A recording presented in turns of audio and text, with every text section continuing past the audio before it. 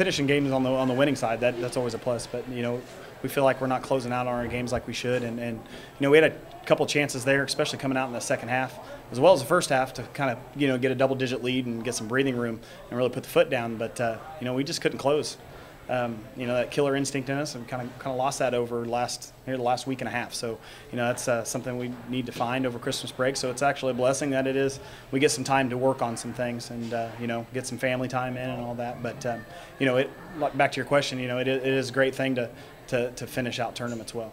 And on top of that, you guys don't play a whole lot of games in the lower 30s. Is it kind of good to see the girls be able to come out on top in kind of a slugfest atmosphere where you guys are more comfortable, a little bit high scoring? Yeah, we had to play defense down there with 16 fouls with 4.5 seconds with one of the better drivers in the area at the guard spot. So get out of that situation. It was a good thing, and lower scoring games coming out of those with the win is huge.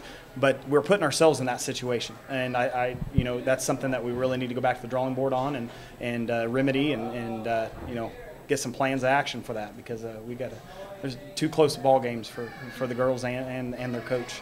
I was going to say the last couple of games have been kind of strange for you guys, maybe not playing up to your guys' potential, but you had that run in the first quarter. I think it was like a 9-point run. I feel like that kind of got you guys back going on the right foot again. Oh yeah, there's bits and pieces of it. We'll get a run and start stringing some points together, and then all of a sudden it just kind of fizzles out. And we'll put them on the line, or we'll have some defensive mental mistakes, and they converted on them. But again, we're putting ourselves in those situations. Coach, coming into that final possession for Fairfax, you guys are up 1, going on a big defensive stand. You called a timeout just before. What was those adjustments that you made getting ready for that final possession? We want to locate Ryan Hopkins. She's their best player by far. So, we needed to do something with that and find her. But there were some other girls in there, we had to leave Goldie Barnes open if we were going to do that. And, she hit some big shots in there, and so did Emma Morris. So, they played really well today. But the main thing with that timeout was just to locate where they were putting Hopkins and kind of think where they were going to run her. Liz Turpin plays about 6 inches taller than she actually is. How big has she been for you guys, not only tonight, but just this year in general, to kind of fill a forward spot as someone who maybe doesn't have the build for that?